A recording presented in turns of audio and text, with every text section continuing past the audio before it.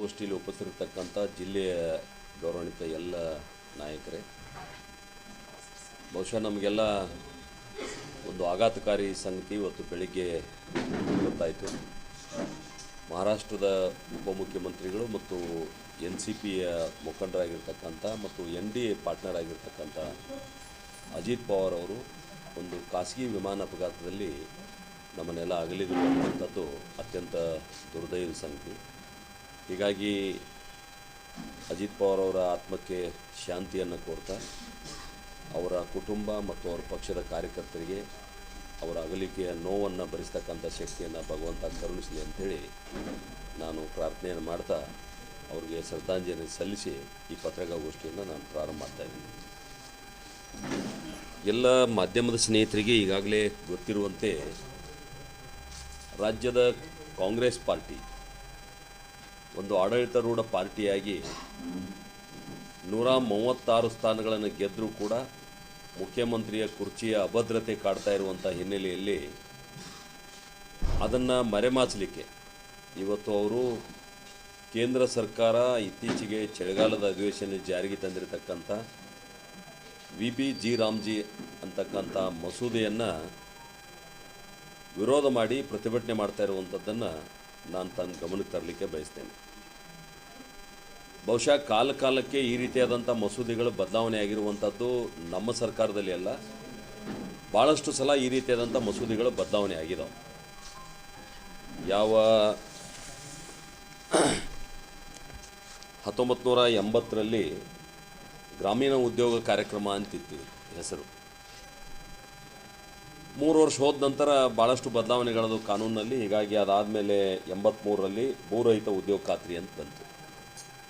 ಅದಾದಮೇಲೆ 89ರಲ್ಲಿ ಜವಾಹರ್ ರೋಜ್ಗಾರ್ ಯೋಜನೆ ಅಂತಿತ್ತು. ತಾವೆಲ್ಲ ಹೆಸರು ಕೇಳಿದ್ದೀನಿ ಅಂತ ನಾನು ಭಾವಿಸ್ತೀನಿ, ಇವೆಲ್ಲ ಹೆಸರುಗಳು. 93ರಲ್ಲಿ ಉದ್ಯೋಗ ಭರವಸೆ ಯೋಜನೆ ಅಂತ ಆಯ್ತದೆ, ಇದೇ ಕಾನೂನು. ಅದಾದಮೇಲೆ 99ರಲ್ಲಿ ಸ್ವರ್ಣ ಜಯಂತಿ ಗ್ರಾಮ ಸ್ವರೋಜ್ಗಾರ್ ಯೋಜನೆ ಅಂತ ಆಯಿತು. 2005ರಲ್ಲಿ ಇವರೇ ಕೇವಲ ನರೇಗಾ ಅಂತ ಮಾಡಿದರು, ಅಂದರೆ ರಾಷ್ಟ್ರೀಯ ಗ್ರಾಮೀಣ ಉದ್ಯೋಗ ಭರವಸೆ ಕಾಯ್ದೆ ಅಂತ ಮಾಡಿದರು. ಯಾವಾಗ 2009ಕ್ಕೆ ಅವ್ರಿಗೆ ಚುನಾವಣೆ ಹೋಗೋದು ನೆನಪಾತು, ಆವಾಗ ಮಹಾತ್ಮ ಗಾಂಧಿ ಹೆಸರನ್ನು ಸೇರಿಸಿದ್ರು ನರೇಗಾ. ಮಹಾತ್ಮ ಗಾಂಧಿ ಅಂದರೆ ಮನ್ನರೇಗಾ ಅಂತ ಮಾಡಿದರು, ರಾಷ್ಟ್ರೀಯ ಉದ್ಯೋಗ ಖಾತ್ರಿ ಯೋಜನೆ ಅಂತ ಮಾಡಿದರು. ಅಂದರೆ ಕಾಲಕ್ಕೆ ಏನೇನು ಬದಲಾವಣೆ ಆಗ್ತಾವೆ, ಆ ಬದಲಾವಣೆಗೆ ಸಂಬಂಧಪಟ್ಟಂತೆ ಪಾರ್ಲಿಮೆಂಟ್ನಲ್ಲಿ ಚರ್ಚೆ ಆಗ್ತದೆ. ಚರ್ಚೆ ಆದ ನಂತರ ಅದಕ್ಕೆ ಪೂರಕವಾದಂಥ ಹೆಸರನ್ನು ಇಡುವಂಥ ಪದ್ಧತಿ ಮೊದಲಿಂದ ಬಂದದೆ. ಹೀಗಾಗಿ ಈಗ ಬದಲಾವಣೆ ಆಗಿರುವಂಥದ್ದಲ್ಲ. ಅವರು ಭಾಳ ದೊಡ್ಡ ಪ್ರಮಾಣದಲ್ಲಿ ನಮ್ಮ ವಿರುದ್ಧ ಅಪಪ್ರಚಾರ ಮಾಡುವಂಥದ್ದು ಏನಂದ್ರೆ, ಇಲ್ಲ ಮಹಾತ್ಮ ಗಾಂಧಿ ಹೆಸರು ತೆಗೆದುಬಿಟ್ರು, ಭಾಳ ಘೋರ ಅನ್ಯಾಯ ಮಾಡಿದರು ಅನ್ನುವಂಥದ್ದು ಒಂದು. ಎರಡನೇದು, ಬಡವರ ಹಕ್ಕನ್ನು ಕಿತ್ಕೊಂಡ್ರು, ಬಡವರಿಗೆ ಅನ್ಯಾಯ ಮಾಡಿದರು ಅನ್ನುವಂಥದ್ದು ಎರಡು. ಪಂಚಾಯಿತಿ ಹಕ್ಕುಗಳನ್ನು ಕಡಿಮೆ ಮಾಡಿರೋ ಅನ್ನುವಂಥದ್ದು ಮೂರು. ಆರ್ಥಿಕ ತೊಂದರೆ ಆಗ್ತದೆ ಅನ್ನುವಂಥದ್ದು. ಈ ರೀತಿ ಆರೋಪ ಮಾಡ್ತಾ ಮಿಥ್ಯಾರೋಪವನ್ನು ಅವ್ರು ಮಾಡ್ತಾಯಿದ್ದಾರೆ. ನಾನು ತಮ್ಮ ಮೂಲಕ ಕಾಂಗ್ರೆಸ್ಸಿನ ಮುಖಂಡರಿಗೆ ಕೇಳಲಿಕ್ಕೆ ಬಯಸ್ತೇನೆ, ಚಳಿಗಾಲದ ಅಧಿವೇಶನದಲ್ಲಿ ಈ ಮಸೂದೆಯನ್ನು ಮಂಡನೆ ಮಾಡಿದಾಗ ನೀವು ಯಾರೂ ಇದರ ಚರ್ಚೆನೇ ಮಾಡಲಿಲ್ಲ, ಓಡಿ ಹೋದ್ರಿ ಹೊರಗಡೆ. ನಿಮಗೆ ಏನೇನು ತೊಂದರೆ ಇತ್ತು ಅಲ್ಲಿ ಚರ್ಚೆ ಮಾಡಿ ಅದನ್ನು ಬದಲಾವಣೆ ಮಾಡೋಕ್ಕೆ ಅವಕಾಶ ಇತ್ತು, ಅದನ್ನು ಮಾಡಲಿಲ್ಲ. ಇವತ್ತು ಜನರು ಎದುರುಗಡೆ ಬಂದು ನೀವು ಕೇಳ್ತಾ ಇದ್ರಲ್ಲ, ನಾನು ನಿಮ್ಗೆ ಕೇಳಲಿಕ್ಕೆ ಬಯಸ್ತೇನೆ, ಮಹಾತ್ಮ ಗಾಂಧಿ ಹೆಸರು ಯಾವಾಗ ನೆನಪಾಯ್ತು? ನಿಮ್ಮದೇ ಸರ್ಕಾರ, ಸಿದ್ದರಾಮಯ್ಯನವರೇ ನಿಮ್ಮದೇ ಸರ್ಕಾರ ಅಧಿಕಾರಕ್ಕೆ ಬಂದ ಮೇಲೆ ನೀವು ಆ ಕ್ಯಾಂಟೀನ್ಗಳಿಗೆ ಇಂದಿರಾ ಕ್ಯಾಂಟೀನ್ ಅಂತ ಹೆಸರಿಟ್ರಿ. ಆವಾಗ ನಿಮಗೆ ಯಾಕೆ ಮಹಾತ್ಮ ಗಾಂಧಿ ಹೆಸರು ನೆನಪಾಗಲಿಲ್ಲ? ಈಗ ನೀವು ಯಾವ ಅನ್ನಭಾಗ್ಯ ಯೋಜನೆಯನ್ನು ಜಾರಿಗೆ ತರ್ತಾನೆ ಅಂತ ಹೇಳಿದ್ರಿ, 30 ತಿಂಗಳಿಂದ ನೀವು 11 ತಿಂಗಳು ಮಾತ್ರ 5 kg ಮಾತ್ರ ಕೊಡ್ಲಿಕ್ಕೆ ನಿಮ್ಮ ಕಡೆಯಿಂದ ಆಗಿದೆ. 10 kg ಕೊಡ್ತು ಅಂತ ಹೇಳಿದ್ರಿ, 5 kg ಕೊಡ್ತಾಯಿದ್ರಿ. ಅದು 11 ತಿಂಗಳು ಮಾತ್ರ ಕೊಟ್ಟಿದ್ರಿ ರೆಕಾರ್ಡ್ ಪ್ರಕಾರ, ಎಲ್ಲೂ ಕೊಡ್ಲಿಕ್ಕೆ ಆಗಿಲ್ಲ ನಿಮಗೆ. ಆ ಯೋಜನೆಯೂ ಈಗ ಬದಲಾಯಿಸಿ ನೀವು ಇಂದಿರಾ ಕಿಟ್ ಕೊಡ್ತೀವಿ ಅಂತ ಹೊಂಟ್ರಿ. ಆ ಇಂದಿರಾ ಕಿಟ್ಗೆ ಯಾಕೆ ನೀವು ಮಹಾತ್ಮ ಗಾಂಧಿ ಹೆಸರು ಇಡ್ತಾ ಇಲ್ಲ? ಈ ದೇಶದೊಳಗೆ ಹತ್ತತ್ರ 365 ಸಂಸ್ಥೆಗಳಿಗೆ ನಕಲಿ ಗಾಂಧಿಗಳ ಹೆಸರಿಟ್ಟಿದ್ದಾರೆ. ಇಂದಿರಾ ಗಾಂಧಿ, ರಾಜೀವ್ ಗಾಂಧಿ, ನೆಹರು ಪರಿವಾರದ ಹೆಸರಿಟ್ಟಿದ್ದಾರೆ. ಯೂನಿವರ್ಸಿಟಿಗಳಿಗೆ, ಗಾರ್ಡನ್ಗಳಿಗೆ, ರಸ್ತೆಗಳಿಗೆ, ಬ್ರಿಡ್ಜ್ಗಳಿಗೆ, ವಿಮಾನ ನಿಲ್ದಾಣಗಳಿಗೆ, ಆಸ್ಪತ್ರೆಗಳಿಗೆ, ಸ್ಟೇಡಿಯಂಗಳಿಗೆ, ಈ ರೀತಿ ಬೇರೆ ಬೇರೆ ಇದಕ್ಕೆಲ್ಲ ಸುಮಾರು 365ಕ್ಕಿಂತ ಹೆಚ್ಚು ಹೆಸರಿಡುವಾಗ ನಿಮಗೆ ಮಹಾತ್ಮ ಗಾಂಧಿ ಹೆಸರು ನೆನಪಾಗಲಿಲ್ಲ, ಈಗ ನಿಮಗೆ ಹೆಸರು ನೆನಪಾಗ್ತಾಯಿದೆ. ಬಹುಶಃ ನನಗನ್ನಿಸ್ತದ ಮಹಾತ್ಮ ಗಾಂಧಿ ಅವ್ರಿಗೆ ಏನಾರ ಇದ್ದಿದ್ರೆ ನಾವು ರಾಮನ ಹೆಸರು ಇಟ್ಟಿದ್ದು ಅವ್ರು ಸ್ವಾಗತ ಮಾಡ್ತಿದ್ರು ಅಂತ ಅನಿಸ್ತದೆ ನನಗೆ. ಯಾಕಂದ್ರೆ ಅವ್ರು ರಾಮನ ಭಕ್ತರು, ರಘುಪತಿ ರಾಘವ ರಾಜಾರಾಮ್ ಪತಿತ ಪಾವನ ಸೀತಾರಾಮ್ ಅಂತ ಹೇಳಿದವರು. ಹೀಗಾಗಿ ಬಹುಶಃ ಅವರು ಸ್ವಾಗತ ಮಾಡ್ತಾಯಿದ್ರು. ಮಹಾತ್ಮ ಗಾಂಧಿ ಅವರು ಹೇಳಿದ ಇನ್ನೊಂದು ವಿಚಾರನೂ ನಾನು ನಿಮ್ಮ ಮೂಲಕ ಕಾಂಗ್ರೆಸ್ನವ್ರನ್ನ ಕೇಳಲಿಕ್ಕೆ ಬಯಸ್ತೇನೆ. ಯಾವ ಸ್ವಾತಂತ್ರ್ಯ ಹೋರಾಟದ ಸಲುವಾಗಿ ಕಟ್ಟಿದಂಥ ಕಾಂಗ್ರೆಸ್ ಪಾರ್ಟಿಯನ್ನು ರಾಜಕೀಯ ಉದ್ದೇಶಕ್ಕಾಗಿ ಬಳಸಬೇಡ್ರಿ, ಅದನ್ನು ವಿಸರ್ಜನೆ ಮಾಡ್ರಿ ಅಂತ ಹೇಳಿದ್ರು. ಅದನ್ನು ಮಾಡಲಿಲ್ಲ. ಬದಲಾಗಿ ನೀವು ಕಾಂಗ್ರೆಸ್ ಪಾರ್ಟಿಯನ್ನು ಒಂದು ಪೊಲಿಟಿಕಲ್ ಪಾರ್ಟಿ ಮಾಡ್ಕೊಂಡ್ಬಿಟ್ರಿ. ಅದಷ್ಟೇ ಮಾಡಲಿಲ್ಲ, ಇಂದಿರಾ ಗಾಂಧಿಗೂ ರಾಜೀವ್ ಗಾಂಧಿಗೂ ಸಂಬಂಧ ಇಲ್ಲದಂಥ ಗಾಂಧಿ ಪರಿವಾರಕ್ಕೆ ಅವ್ರಿಗೆ ಏನೂ ಸಂಬಂಧ ಇಲ್ಲ, ಆದರೆ ಗಾಂಧಿ ಹೆಸರನ್ನು ನೀವು ಇಟ್ಕೊಂಡ್ಬಿಟ್ರಿ. ಹೀಗಾಗಿ ಗಾಂಧಿ ಹೆಸರನ್ನು ದುರುಪಯೋಗ ಮಾಡ್ತಾಯಿದ್ರಿ ಅಂಥೇಳಿ ನಾನು ತಮ್ಮ ಮೂಲಕ ಹೇಳಲಿಕ್ಕೆ ನಾನು ಬಯಸ್ತೇನೆ. ಇನ್ನೊಂದು ಅವ್ರು ಏನು ಆರೋಪ ಮಾಡಿದ್ದಾರೆ ಅಂತಂದ್ರೆ ಬಡವ್ರ ಹಕ್ಕು ಕಸ್ಕೊಂಡ್ರು. ನಿಮ್ಮ ಅವಧಿಯೊಳಗೆ ಒಂದು 100 ದಿನ ಮಾತ್ರ ಇತ್ತು ಉದ್ಯೋಗ ಖಾತ್ರಿ, ಈಗ ಅದನ್ನು ನಾವು 125 ದಿನ ಮಾಡಿದ್ದೀವಿ. ಮನಮೋಹನ್ ಸಿಂಗ್ ಇದ್ದವಾಗ ದಿನಗೂಲಿ 125 ರೂಪಾಯಿ ಮಾತ್ರ ಇತ್ತು, ನಾವು ಅದನ್ನ ಈಗ 370 ರೂಪಾಯಿ ಮಾಡಿದ್ವಿ. ಹತ್ತತ್ರ 200 ರೂಪಾಯಿ ಜಾಸ್ತಿ ಮಾಡಿದ್ವಿ, 370 ಮಾಡಿದ್ವಿ. ನಿಮ್ಮ ಅವಧಿಯೊಳಗೆ ಉದ್ಯೋಗ ಭರವಸೆ ಇರಲಿಲ್ಲ. ನಮಗೆ ಯಾರು ಉದ್ಯೋಗ ಕೇಳ್ತಾರ ಅವ್ರಿಗೆ ಉದ್ಯೋಗ ಕೊಡಬೇಕು, ಇಲ್ಲ ನಿರುದ್ಯೋಗಿ ಭತ್ಯೆ ಕೊಡಬೇಕು ಅನ್ನುವಂಥದ್ದನ್ನು ಮಾಡಿದ್ದೀವಿ. ಇನ್ನೊಂದು, ನೀವು 2-3 ತಿಂಗಳು ಬಿಟ್ಟು ಪೇಮೆಂಟ್ ಮಾಡ್ತಿದ್ರಿ, ನಾವೀಗ ಅದನ್ನು ಏನು ಮಾಡಿದ್ದೀವಿ, ಕೇವಲ ಒಂದು ವಾರದೊಳಗೆ ಪೇಮೆಂಟ್ ಮಾಡಬೇಕಂತೇಳಿ ಕಾನೂನೊಳಗೆ ನಾವು ಸೇರಿಸಿದ್ದೀವಿ. ಇದು ಹೆಂಗೆ ಬಡವರಿಗೆ ಅನ್ಯಾಯ ಆಗ್ತದೆ? ಈ ರೀತಿ ಜನರನ್ನು ದಿಶಾಬೂಲ್ ಮಾಡಿ ನಿಮ್ಮ ಹುಳುಕುಗಳನ್ನು ಮುಚ್ಚಿಕೊಳ್ಳಿಕ್ಕೆ ಇದೊಂದು ಯೋಜನೆಯನ್ನು ದುರ್ಬಳಕೆ ಮಾಡಿಕೊಂಡು ನೀವು ಪ್ರತಿಭಟನೆ ಮಾಡ್ತಾಯಿದ್ದೀರಿ. ನಿಮ್ಮ ವೈಫಲ್ಯವನ್ನು ಮರೆಮಾಚಲಿಕ್ಕೆ ಈ ರೀತಿಯಾದಂಥ ನಾಟಕವನ್ನು ತಾವೇನು ಮಾಡ್ತಾಯಿದ್ದೀರಿ, ಇದು ಭಾಳ ದಿವಸ ನಡೆಯೋದಿಲ್ಲ. ನಾವು ಕೂಡ ಇಡೀ ರಾಜ್ಯದಾದ್ಯಂತ ಜನತಾ ನ್ಯಾಯಾಲಯದ ಬಗ್ಗೆ ಅಂದರೆ ಜನರ ಬಳಿಗೆ ಹೋಗ್ತೀವಿ. ಪ್ರತಿ ಗ್ರಾಮ ಪಂಚಾಯಿತಿಯಲ್ಲಿಯೂ ಕೂಡ ಈ ವಿಷಯವನ್ನು ಪ್ರಸ್ತಾಪ ಮಾಡ್ತೀವಿ ಮತ್ತು ಜನರಿಗೆ ಇದ್ರ ಬಗ್ಗೆ ನಾವೇನೋ ಹೊಸ ಬದಲಾವಣೆ ತಂದಿದ್ದೀವಿ. 100 ಇದ್ದಿದ್ದು 125 ದಿವಸ ಮಾಡಿದ್ದೀವಿ, 175 ಇದ್ದಿದ್ದು ನಮ್ಮ ಅಧಿಕಾರಕ್ಕೆ ಬಂದ ನಂತರ 370 ರೂಪಾಯಿ ದಿನಗೂಲಿ ಮಾಡಿದ್ದೀವಿ ಮತ್ತು ನಿರುದ್ಯೋಗಿ ಭತ್ಯೆ ಕೊಡಬೇಕಂತ ಹೇಳಿದ್ದೀವಿ. ಇನ್ನೊಂದು ವಿಶೇಷವಾಗಿ ನಾವು ಮಾಡಿರುವಂಥದ್ದು ಏನಂದ್ರೆ, ಅವರಿಗೆ ನೋವಿರೋದು ಅದನ್ನು ಹೇಳ್ತಾ ಇಲ್ಲ. ಅವರು ನೋವಿರೋದೇನೆಂದ್ರೆ, ಉದ್ಯೋಗ ಖಾತ್ರಿಯನ್ನು ಒಂದು ಬಂಗಾರದ ಮೊಟ್ಟೆ ಇಡು ಕೋಳಿ ಅಂತ ತಿಳ್ಕೊಂಡಿದ್ರು. ಅವರು ದಿನ ನಮಗೆ ಮೊಟ್ಟೆ ಕೊಡ್ತದೆ ಅಂಥೇಳಿ. ಆದರೆ ನಾವೀಗ ಅವ್ರ ಭ್ರಷ್ಟಾಚಾರವನ್ನು ನಿಲ್ಲಿಸಲಿಕ್ಕೆ ಏನೇನು ಬೇಕು ಈ ಕಾನೂನಿನಲ್ಲಿ ವ್ಯವಸ್ಥೆಯನ್ನು ಮಾಡಿದ್ದೀವಿ. ಯಾರಿಗೆ ಕೆಲಸ ಇಲ್ಲ ಅಂತವ್ರಿಗೆ ದಿನಗೂಲಿ ಕೊಡಬೇಕು, ಆದರೆ ಇವರು ಅದನ್ನು ಮಷಿನರಿಯಿಂದ ಉಪಯೋಗ ಮಾಡಿ ಖರ್ಚಾಗ್ತಾಯಿದ್ರು. ಯಾರ್ಯಾರ್ದು ಹೆಸರಲ್ಲೇ ಖರ್ಚಾಗ್ತಾಯಿದ್ರು, ರಾಜಕಾರಣಿಗಳ ಹೆಸರಲ್ಲೇ, ಸರ್ಕಾರಿ ನೌಕರಿ ಮಾಡೋರ ಹೆಸರಲ್ಲೇ, ಶಾಲೆಗೆ ಹೋಗುವಂಥ ಮಕ್ಕಳ ಹೆಸರಲ್ಲೇ, ಇನ್ಕಮ್ ಟ್ಯಾಕ್ಸ್ ಕಟ್ತಕ್ಕಂಥವ್ರ ಹೆಸರಲ್ಲೇ, ಸತ್ತು ಸ್ವರ್ಗ ಸೇರಿದಂಥವ್ರ ಹೆಸರಲ್ಲೇ ಈ ರೀತಿ ದುಡ್ಡನ್ನು ಅಪವ್ಯಯ ಮಾಡ್ತಾಯಿದ್ರು. ಹೀಗಾಗಿ ಅದನ್ನು ನಿಲ್ಲಿಸುವಂಥ AI ತಂತ್ರಜ್ಞಾನ ಉಪಯೋಗ ಮಾಡ್ತಿದ್ದೀವಿ ಮತ್ತು ಗತಿಶಕ್ತಿ ಜೊತೆ ಇದನ್ನು ಜೋಡಿಸಿದ್ದೀವಿ. ಅಂದರೆ ಓವರ್ಲ್ಯಾಪ್ ಆಗುವಂಗಿಲ್ಲ ಎಲ್ಲೂ ಕೆಲಸಗಳು. ಅದು ಜಿಲ್ಲಾ ಪಂಚಾಯತಿಯಿಂದನೂ ಅದೇ ರಸ್ತೆ ಆಯಿತು, ಉದ್ಯೋಗ ಖಾತ್ರಿಯಿಂದನೂ ಅದೇ ರಸ್ತೆ ಆಯಿತು, ಅಥವಾ ಇನ್ಯಾವುದೋ ಯೋಜನೆಯಿಂದ ಅದೇ ರಸ್ತೆ ಆಯಿತು. ಓವರ್ಲ್ಯಾಪ್ ಆಗದಂತೆ, ಅಂದರೆ ಮರು ಕೆಲಸ ಇನ್ನೊಂದು ಇಲಾಖೆಯಿಂದ ಆಗದಂತೆ ಗತಿಶಕ್ತಿ ಜೊತೆ ಜೋಡಿಸಿದ್ರಿಂದ ಅವರಿಗೆ ನೋವಾಗ್ಯದ. ಮತ್ತು ಇದು ಯಾವ ಭ್ರಷ್ಟಾಚಾರ ಮಾಡಲಿಕ್ಕೆ ನಾವೇನು ಅವಕಾಶ ಕೊಡೋದಿಲ್ಲ ಅಂತ ಗೊತ್ತಾಗ್ಯದ, ಅದರಿಂದ ಅವ್ರಿಗೆ ನೋವಾಗ್ಯದ. ಮತ್ತು ಇಲ್ಲಿ ತನಕ ನಾವು 10% ಮಾತ್ರ ರಾಜ್ಯ ಸರ್ಕಾರ ತುಂಬಬೇಕಂತ ಹೇಳ್ತಾ ಇದ್ದೀವಿ. ಈ ಯೋಜನೆಗೆ ಇನ್ನು ಮುಂದಿನ ದಿನಗಳಲ್ಲಿ 40% ರಾಜ್ಯ ಸರ್ಕಾರ ಸೇರಿರ್ತದೆ, 60% ಕೇಂದ್ರ ಸರ್ಕಾರ ಸೇರಿರ್ತದೆ ಅನ್ನುವಂಥದ್ದು ಕೂಡ ಅವ್ರಿಗೆ ನೋವಾಗಿದೆ. ಯಾಕಂದರೆ ಸರ್ಕಾರ ಇವತ್ತು ಗತಿಗೆಟ್ಟೋಗ್ಯದ, ಆರ್ಥಿಕವಾಗಿ ದಿಕ್ಕೆಟ್ಟೋಗ್ಯದ. ಹೀಗಾಗಿ ಅವರಿಗೆ 40% ಕೂಡ ದುಡ್ಡು ತುಂಬಲಿಕ್ಕೆ ಸಾಧ್ಯ ಇಲ್ಲ. ಹೀಗಾಗಿ ಇವತ್ತು ಅವರು ಸಂಘರ್ಷದ ಹಾದಿಯನ್ನು ಹಿಡಿದಿದ್ದಾರೆ. ನಾನು ಮಾನ್ಯ ಮುಖ್ಯಮಂತ್ರಿಗಳಿಗೆ ವಿನಂತಿ ಮಾಡ್ತೇನೆ, ಕರ್ನಾಟಕ ಸೌಹಾರ್ದತೆಗೆ ಹೆಸರಾದಂಥ ನಾಡು. ನೀವು ಕೇವಲ ಈ ಯೋಜನೆಯನ್ನು ವಿರೋಧ ಮಾಡಲಿಕ್ಕೆ ವಿಧಾನಸಭಾ ಅಧಿವೇಶನ ಕರಿತಾ ಇದ್ದೀರಿ. ಯಾವ ರೀತಿ ಪಶ್ಚಿಮ ಬಂಗಾಳದ ಸರ್ಕಾರ ಕೇಂದ್ರ ಸರ್ಕಾರದ ಯೋಜನೆಯನ್ನು ಬಳಸಿಕೊಳ್ಳಲು ಸಂಪೂರ್ಣ ವಿಫಲ ಆಗಿದೆ, ಅದೇ ದಿಕ್ಕಿನೊಳಗೆ ನೀವು ಕೂಡ ಹೊರಟಿದ್ದೀರಿ. ಈ ರೀತಿ ಒಕ್ಕೂಟ ವ್ಯವಸ್ಥೆಯಲ್ಲಿ ಕೇಂದ್ರ ಸರ್ಕಾರದ ವಿರುದ್ಧ ಸಂಘರ್ಷಕ್ಕಿಳಿಯೋದ್ರಿಂದ ರಾಜ್ಯದ ಜನರಿಗೆ ಇದರಿಂದ ಅನ್ಯಾಯ ಆಗ್ತದೆ. ದಯವಿಟ್ಟು ಈ ರೀತಿ ಸಂಘರ್ಷ ಮಾಡೋದು ಬಿಟ್ಟು ನೀವು ಕೊಟ್ಟಂಥ ಯೋಜನೆಗಳನ್ನು ಸದ್ಬಳಕೆ ಮಾಡ್ಕೋಬೇಕಂತೇಳಿ ತಮ್ಮ ಮೂಲಕ ನಾನು ವಿನಂತಿಯನ್ನು ಮಾಡ್ತೇನೆ. ಮತ್ತು ನಾವು ಕೂಡ ಇಷ್ಟಕ್ಕೆ ಬಿಡೋದಿಲ್ಲ. ನೀವು ಹೆಂಗೆ ಜನರ ಬಳಿಗೆ ಹೋಗ್ತೀವಿ ಅಂತ ಹೇಳ್ತೀರಿ, ನಾವು ಕೂಡ ಜನರ ಬಳಿಗೆ ಹೋಗ್ತೀವಿ. ಒಳ್ಳೆಯ ಅಂಶಗಳನ್ನು ಜನರಿಗೆ ತಿಳಿಸಲಿಕ್ಕೆ ನಾವು ಪ್ರಯತ್ನ ಮಾಡ್ತೀವಿ ಅಂಥೇಳಿ ತಮ್ಮ ಮೂಲಕ ನಾನು ಜಿಲ್ಲೆಯ ಜನರಿಗೆ ಮತ್ತು ಕಾಂಗ್ರೆಸ್ ಪಕ್ಷದ ಮುಖಂಡರಿಗೆ ತಿಳಿಸಲಿಕ್ಕೆ ನಾನು ಬಯಸ್ತೇನೆ.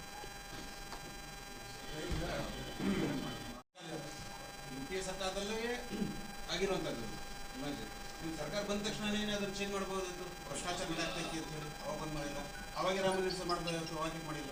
ನೀವು ಅದೇ ದಾರಿಗೆ ಹೋಗ್ತೀರಾ ಅನ್ನೋ ಪ್ರಶ್ನೆ ಬರ್ತದೆ. ಪ್ರಶ್ನೆ ಅದಲ್ಲ.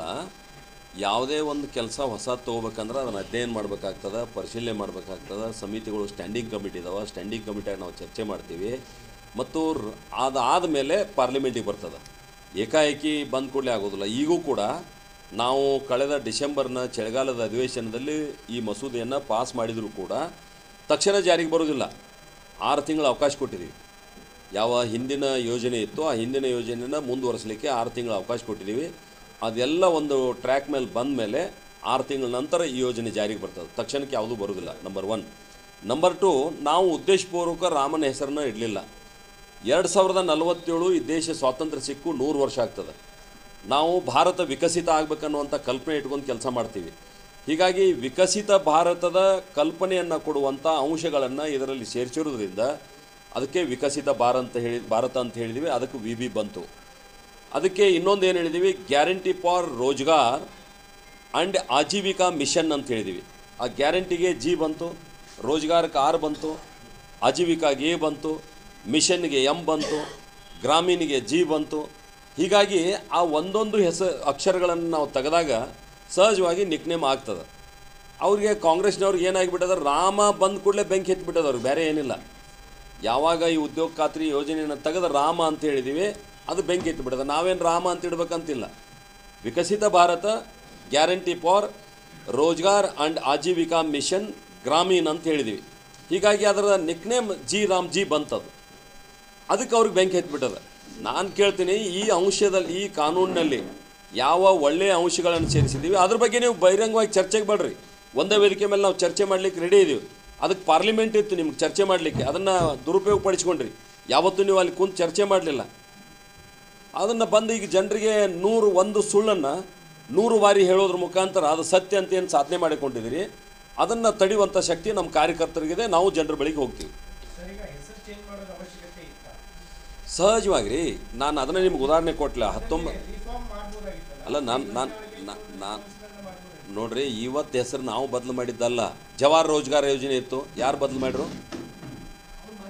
ಕೂಲಿಗಾಗಿ ಅರೆ ಯಾವಾಗ ಮಸೂದೆಗಳ ಅಂಶ ಸೇರ್ಪಡೆ ಆಗ್ತಾವ ಆ ಕಾಲಕ್ಕೆ ತಕ್ಕಂಗೆ ಆ ಮಸೂದೆಯಲ್ಲಿ ಇರ್ತಕ್ಕಂಥ ಅಂಶಗಳನ್ನು ಉಲ್ಲೇಖ ಮಾಡ್ತಕ್ಕಂಥ ಹೆಸರು ಸಹಜವಾಗಿ ಮ್ಯಾಲೆ ಬರ್ತದೆ. ನೀವು ಯಾವುದೋ ಒಂದು ಕಾದಂಬರಿ ಬರೀತಾರೆ ಅಂತ ಇಟ್ಕೊಳ್ರಿ, ಆ ಕಾದಂಬರಿಯ ಒಟ್ಟು ಹೂರನ್ನ ಎದ್ರೊಳಗೆ ಬರ್ತದೆ? ಟೈಟಲ್ದಾಗ ಬರ್ತದೆ. ಹೀಗಾಗಿ ಯಾವುದೇ ಮಸೂದೆಯೊಳಗೆ ಏನೇನು ಅಂಶಗಳು ಸೇರ್ತಾವ ಆ ಟೈಟಲ್ ಹೆಸರು ಅಲ್ಲಿ ಬರ್ತದೆ. ಬಂದಾಗ ಈ ಹೆಸರು ಬಂದದ.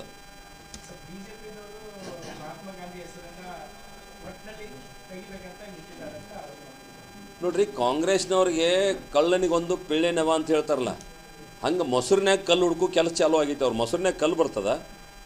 ಎಮ್ಮೆ ಹಾಲು ಕೊಟ್ಟ ಮೇಲೆ ಮೊಸರಿನ್ಯಾಗ ಕಲ್ಲು ಬರೋದು ಸಾಧ್ಯ ಇಲ್ಲ, ಅದು ಭೂಮಿಯಾಗ ಬೆಳೆದಿಲ್ಲ. ಹೀಗಾಗಿ ಒಲ್ಲದ ಗಂಡಿಗೆ ಮೊಸರಿನ್ಯಾಗ ಕಲ್ಲು ಬಂದದ. ಹೀಗಾಗಿ ಅವ್ರು ತಪ್ಪು ಹೇಳ್ಕೊತ ಹೊಂಟಿದ್ದಾರೆ.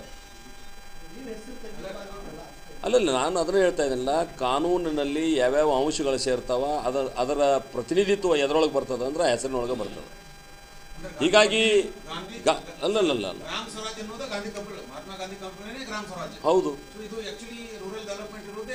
ಗ್ರಾಮ ರಾಜ್ಯದಲ್ಲಿ ರಾಮರಾಜ್ಯಕಾಂತನ ಅಂತ ಹೇಳಿದರು ಮಹಾತ್ಮ ಗಾಂಧೀಜಿಯವರು. ಅಲ್ಲ, ನಾನು ಅದನ್ನ ಹೇಳ್ತಾ ಇದ್ದಿಲ್ಲ. ಗ್ರಾಮ ರಾಜ್ಯದಿಂದ ನಾನು ಅದನ್ನ ಹೇಳ್ತಾ ಇದ್ದಿಲ್ಲ. ಗ್ರಾಮ ರಾಜ್ಯದಿಂದ ರಾಮರಾಜ್ಯಕಾಂತ ಅಂತ ಹೇಳ್ತಾರೆ ಮಹಾತ್ಮ ಗಾಂಧಿಯವರು. ಮಹಾತ್ಮ ಗಾಂಧಿಯವರ ರಾಮನ ಹೆಸರು ಹೇಳ್ತಾಗ ಉಳಿದವ್ರು ಯಾಕೆ ಅದನ್ನು ಬೇಜಾರು ಮಾಡ್ಕೋತಾರೆ ಅಂತ ನಾ ಕೇಳ್ತಾ ಇದ್ದೀನಿ. ಅಲ್ಲಲ್ಲ, ಪ್ರಶ್ನೆ ಅದಲ್ರಿ. ಮಹಾತ್ಮ ಗಾಂಧಿಯವರ ರಾಮನ ಒಪ್ಪಿಕೊಂಡಿದ್ದಾರೆ, ಗ್ರಾಮದಿಂದ ರಾಮರಾಜ್ಯ ಅಂತ ಹೇಳಿದ್ದಾರೆ. ನಾನು ಅದನ್ನ ಹೇಳಿದಿಲ್ಲ ಪ್ರಾರಂಭದಾಗ. ಬಹುಶಃ ಮಹಾತ್ಮ ಗಾಂಧಿಯವರು ಇದ್ರೆ ನೀವು ಯಾರೇ ಪತ್ರಕರ್ತರವ್ರ ಪ್ರಶ್ನೆ ಕೇಳಿದ್ರೆ ಅದನ್ನು ನಾನು ಸ್ವಾಗತ ಮಾಡ್ತಿದ್ರು ಅವ್ರು ಅಂತ ಹೇಳಿದ್ದೇನೆ. ಅಲ್ಲ, ಅದು ಆಧಾರ ಅದಲ್ಲ. ಯಾಕೆ ಆಧಾರ? ಅದಕ್ಕೆ ಅಲ್ಲ ಹೈಪೋಥೆಟಿಕ್ ಅಲ್ಲ. ಆಧಾರ ಏನದ ಅಂದ್ರೆ ಮಹಾತ್ಮ ಗಾಂಧಿಯವರು ರಾಮನನ್ನ ಒಬ್ಬ ಆದರ್ಶ ಪುರುಷ ಅಂತ ನಂಬಿದ್ರು ಅನ್ನುವಂಥ ಕಾರಣದಿಂದ ಅದನ್ನು ಹೇಳ್ತಾ ಇದ್ದೀವಿ. ಪ್ರಶ್ನೆ ಅದಲ್ರಿ. ನಂದೇನು ಮಹಾತ್ಮ ಗಾಂಧಿಯವರು ನಡೆದು ಬಂದಂಥ ಹಾದಿ ಮೇಲೆ ಹಿಂಗೆ ಆಗ್ಬೋದು ಹೇಳ್ತೀರಿ ಇಲ್ಲ ನೀವು? ಹಾಗೆ ಇದೆ. ವಿರೋಧಿ ಅಲ್ಲ. ಮಹಾತ್ಮ ಗಾಂಧಿಯವ್ರನ್ನ ನಾವು ಪ್ರೀತಿ ಮಾಡಿದಷ್ಟು ಕಾಂಗ್ರೆಸ್ನವ್ರು ಪ್ರೀತಿ ಮಾಡಲಿಕ್ಕೆ ಸಾಧ್ಯನೇ ಇಲ್ಲ. ಮಹಾತ್ಮ ಗಾಂಧಿಯ ಆಚಾರ ವಿಚಾರಗಳನ್ನು ನಮ್ಮ ಆಡಳಿತ ವ್ಯವಸ್ಥೆಯಲ್ಲಿ ಜಾರಿಗೆ ತಂದಂಥ ಮೊದಲನೇ ಸರ್ಕಾರ ನಮ್ಮದು. ಅರೆ ಹೆಸರಿನೊಳಗೆ ಏನಿಲ್ಲ ರೀ ಇದು. ಅವ್ರಿಗೆ ನೋವಾಗಿದ್ದು ಎಲ್ಲಿ ಅಂದ್ರೆ ಅವ್ರು ಹೆಸರಿಟ್ಕೊಂಡು ಹೊಂಟಾರ ಅಷ್ಟೇ. ಅವ್ರಿಗೆ ನೋವಾಗಿದ್ದು ಎಲ್ಲಿ ಅಂದ್ರೆ ನಮ್ದು 90% ನಾವು ಕೊಡ್ತಿದ್ದೀವಿ, 10% ಅಷ್ಟು ಅವ್ರದ್ದಿತ್ತು ಕಾಂಟ್ರಿಬ್ಯೂಷನ್. ಯಾವಾಗ ಇವರು ಈ ರೀತಿ ಭ್ರಷ್ಟಾಚಾರ ಅದ್ರ ಮೇಲೆ ಕಂಟ್ರೋಲ್ ಇಲ್ದಂಗೆ ಮಾಡಿದ್ರು, ಅವಾಗ ನಾವು ಹೇಳಿದ್ವಿ ನಿಮ್ಮದು ಶೇರ್ ಇದ್ರೆ ಒಂದು ಸ್ವಲ್ಪ ಬಿಗಿ ಇರ್ತದೆ ಅಂತೇಳಿ. ಈಗ 40% ಶೇರ್ ಏನು ಮಾಡಿದ್ದೀವಿ, ನೋವಾದದ ಅವರಿಗೆ. ಆಮೇಲೆ ಎರಡನೇದ್ದು, ನಾವು ಗತಿಶಕ್ತಿ ಯೋಜನೆ ಕೆಳಗಡೆ ಇದನ್ನು AI ತಂತ್ರಜ್ಞಾನದ ಮೂಲಕ ಅಲ್ಲಿ ತಮ್ಮ ಇಂಪ್ರೆಷನ್ ಕೊಡಬೇಕಾಗ್ತದೆ ಕೆಲಸಕ್ಕೆ ಹೋದವರು. ಮತ್ತು ಲೊಕೇಶನ್ 3 ಸಲ ಕೊಡಬೇಕು. ಲೊಕೇಶನ್ ಎಲ್ಲ ನಾವು ಸರ್ಚ್ ಮಾಡ್ತೀವಿ. ಅಸೆಟ್ ನಿರ್ಮಾಣ ಆಗ್ಬೇಕಂತ ಹೇಳಿದ್ದೀವಿ. ದುಡ್ಡು ಖರ್ಚಾದ್ಮೇಲೆ ಆಸ್ತಿ ನಿರ್ಮಾಣ ಆಗ್ಬೇಕಲ್ಲ. ನೀವು ಅದೇ ಕಲ್ಲು ಹೊಸ ಬಿಲ್ಲು ಅಂದ್ರೆ ಅದನ್ನೇ ಎಲ್ಲಿ ತಡೆದೀವಿ, ಅದನ್ನೂ ಆಗ್ಯದ ಅವರಿಗೆ. ಅದನ್ನು ಹೇಳೋಕ್ಕಾಗೋದಿಲ್ಲ ಅವ್ರಿಗೆ. ಅದಕ್ಕೆ ಅವ್ರು ಏನು ಹೇಳ್ತಾ ಇದ್ದಾರೆ ಅಂದ್ರೆ ಮಹಾತ್ಮ ಗಾಂಧಿ ಅಂತ ಹೇಳ್ತಾ ಇದ್ದಾರೆ. ನಾ ಅದಕ್ಕೆ ಕೇಳ್ತೀನಿ, ನಿಮ್ಮ ಸರ್ಕಾರ ಬಂದ ಮೇಲೆ ಇಂದಿರಾ ಕ್ಯಾಂಟೀನ್ಗೆ ಮಹಾತ್ಮ ಕ್ಯಾಂಟೀನ್ ಯಾಕೆ ಅನ್ಲಿಲ್ಲ ನೀವು? ಈ ಇಂದಿರಾ ಕಿಟ್ ಮಾಡಕ್ಕೆ ಹೊಂಟಿದ್ರಿ, ಅದಕ್ಕೆ ಯಾಕೆ ನೀವು ಮಹಾತ್ಮ ಕಿಟ್ ಅನ್ಲಿಲ್ಲ? ನಮ್ಮನ್ನು ಪ್ರಶ್ನೆ ಮಾಡ್ತಿರಲ್ಲ. ನಿಮ್ಮ ಸರ್ಕಾರ ಬಂದ ಮೇಲೆ 2 ಇಟ್ಟಿರಲ್ಲ. ದೇಶದೊಳಗೆ 365ಕ್ಕಿಂತ ಹೆಚ್ಚು ಸಂಸ್ಥೆಯೊಳಗೆ ನೀವು ಹೆಸರಿಟ್ಟಿರಿ. ಒಂದು ಕಡೆ ಅವಾಗ ಗಾಂಧಿ ನೆನಪಾಯ್ತು ನಿಮ್ಗೆ. ಈಗ ಯಾಕೆ ಹೇಳ್ತಾ ಇದ್ರಿ ಅಂದ್ರೆ ಇದು ಮೊಸಳೆ ಕಣ್ಣೀರದ ಮಹಾತ್ಮ ಗಾಂಧೀಜಿಯವ್ರ ಬಗ್ಗೆ.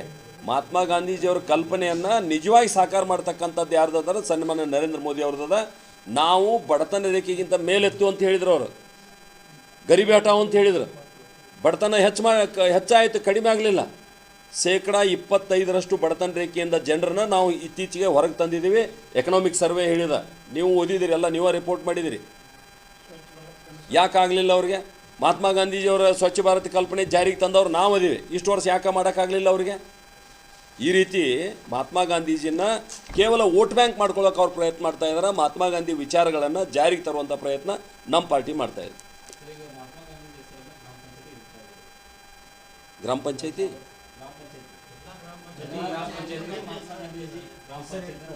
ಯಾರು ಇಡ್ತಾರ? ಇಲ್ಲ ನೋಡ್ರಿ, ರಾಜ್ಯ ಸರ್ಕಾರದ ಜವಾಬ್ದಾರಿಯನ್ನು ಅವ್ರು ಏನು ಮಾಡ್ಬೇಕು ಅದನ್ನು ಮಾಡಲಿ.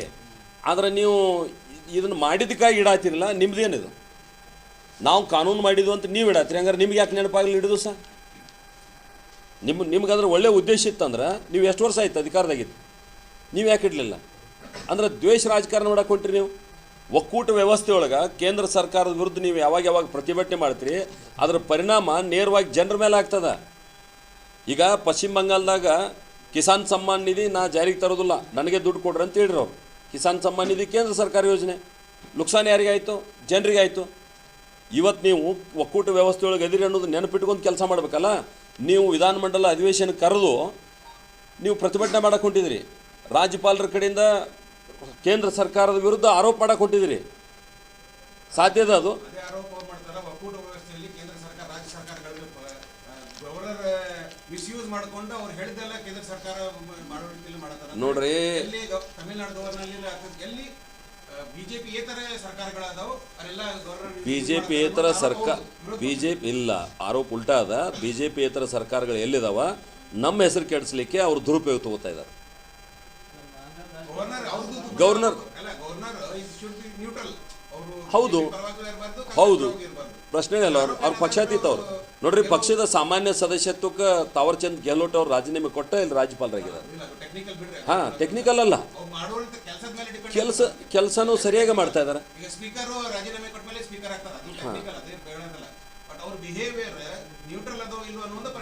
ಹೌದು, ನಿನ್ನೆ ಅವರು ಸ್ವಾತಂತ್ರ್ಯೋತ್ಸವ ಭಾಷಣ ಮಾಡಿರಲ್ಲ, ಅವ್ರೇನು BJP ಪಕ್ಷದ ಹೇಳ್ರ? ಏನು ಮಾಡಿದ್ರು ನೋಡ್ರಿ. ಯಾವಾಗ ನೀವು ಹೌದು, ಯಾಕೆ ಹೋದ್ರು?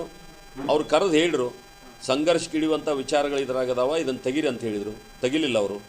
ತೆಗಿಲಿಲ್ಲ ಅಂದಮೇಲೆ ಸದನಕ್ಕೆ ಗೌರವ ಕೊಡುವಂಥ ರೀತಿಯೊಳಗೆ ಮೊದಲನೇ ಸಾಲ ಕೊನೆಯ ಸಾಲ ಹೋದ್ರು, ಸದನಕ್ಕೆ ಗೌರವ ಕೊಟ್ಟು ಹೋದರು. ನೀವು ಈ ರೀತಿ ಉದ್ದಟತನ ಮಾಡಿ ರಾಜ್ಯಪಾಲರನ್ನ ಅಡ್ಡಗಟ್ಟಿ ಮ್ಯಾನ್ ಹ್ಯಾಂಡಲ್ ಮಾಡಕ್ಕೆ ಕೊಟ್ಟಿದ್ರಲ್ಲ, ನಿಮ್ದೇನಿದು?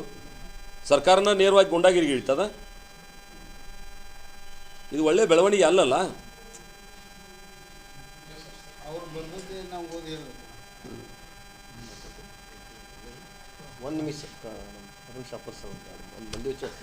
ಆದರೆ ಕರ್ನಾಟಕದಲ್ಲಿ ಇವತ್ತೇನು ಸರ್ಕಾರ ನಡೀತಿದೆ, ಆ ಸರ್ಕಾರ ನಡೀತಿರೋ ರೀತಿ ಬಗ್ಗೆನೂ ಹಲವಾರು ಸಂಗತಿಗಳಿದೆ. ನಾವೆಲ್ಲ ಹೇಳಕ್ ಹೊರಟ್ರೆ ಈ ಸರ್ಕಾರ ಇರಲೇಬಾರದು ಅನ್ನೋಂಥ ಜನರ ತೀರ್ಮಾನ ಇದೆ. ಅಂತ ದರಿದ್ರ ಸರ್ಕಾರ ಕರ್ನಾಟಕದಲ್ಲಿ ಬಂದಿದೆ ಅನ್ನುವಂಥ ಸ್ಥಿತಿ ಇದೆ. ವಿಶೇಷವಾಗಿ ಇತ್ತೀಚೆಗೆ ನಡೆದಿರುವಂಥ ಘಟನೆ ಯಾವುದು ಅಂತ ಹೇಳಿದ್ರೆ, ಅಬಕಾರಿ ಇಲಾಖೆಯಲ್ಲಿ ಒಬ್ರು DC ಲೆವೆಲಿನ ಅಧಿಕಾರಿ ಲೋಕಾಯುಕ್ತದ ಕೈಗೆ ರೆಡ್ ಹ್ಯಾಂಡ್ ಆಗಿ ಸಿಕ್ಕಾಕೊಂಡ. ಮಾತ್ರ ಅಲ್ಲ, ಅವ್ರದ್ದು ಆಡಿಯೋ ರೆಕಾರ್ಡಲ್ಲಿ ಅಬಕಾರಿ ಸಚಿವರ ಪುತ್ರ, ಅಬಕಾರಿ ಸಚಿವರು ಯಾರ್ಯಾರಿಗೆ ಹೆಂಗೆ ಹಣ ಹಂಚಿಕೆ ಆಗ್ತದ ಅನ್ನುವಂಥದ್ದನ್ನ ಬಹಳ ವಿವರವಾಗಿ ಹೇಳಿದ್ದಾರೆ. ನನಗನ್ನಿಸ್ತದ ಈ ಸರ್ಕಾರ ನಡೀತಿರೋ ರೀತಿಯನ್ನ ಆ ಪ್ರಕರಣ ಒತ್ತಿ ಹೇಳಿದೆ. ಅಷ್ಟು ಮಾತ್ರ ಅಲ್ಲ, ಈ ಅಬಕಾರಿ ಸನ್ನದುದಾರರ ಸಂಘದ ಅಧ್ಯಕ್ಷರು ಅವರು ಪ್ರೆಸ್ ಮೀಟ್ ಮಾಡಿ ಹೇಳ್ಯಾರ, ಸುಮಾರು 2,000 ಲೈಸೆನ್ಸ್ಗಳಿಗೆ ಹಣ ತಗೊಂಡು ಲೈಸೆನ್ಸ್ ಕೊಡು ಕೆಲಸ ಮಾಡಿದ್ದಾರೆ ಅನ್ನುವಂಥ ಆರೋಪವನ್ನ ಮಾಡಿದ್ದಾರೆ. ನಾವು ಹಲವಾರು ಬಾರಿ ರಾಜ್ಯದ ಮುಖ್ಯಮಂತ್ರಿಗಳಾಗಿರುವಂತ ಸನ್ಮಾನ್ಯ ಸಿದ್ದರಾಮಯ್ಯನವ್ರಿಗೂ ಭೇಟಿಯಾಗಿ ಹೇಳಿದ್ದೀವಿ ಅಬಕಾರಿ ಸಚಿವರ ಮೇಲೆ ದೂರು. ಇದು ಒಂದೇ ಸಲ ಅಲ್ಲ, ಅಬಕಾರಿ ಇಲಾಖೆಯೊಳಗೆ ವರ್ಗಾವಣೆ ಇರ್ಬೋದು, ಲೈಸೆನ್ಸಿಂಗ್ ಇರ್ಬೋದು, ಅಥವಾ ಅವ್ರ ನೇಮ್ ಚೇಂಜ್ ಇರ್ಬೋದು, ಹಲವಾರು ಸಂಗತಿಗಳಿಗೆ ಪ್ರೈಸ್ ಲಿಸ್ಟ್ ಹಾಕಿಬಿಟ್ಟಾರ. ಅವರು ರೇಟ್ ಬೋರ್ಡ್ ಹಾಕ್ಯಾರ. ಒಂದು ರೀತಿ ಇದು ರೇಟ್ ಬೋರ್ಡ್ ಸರ್ಕಾರ.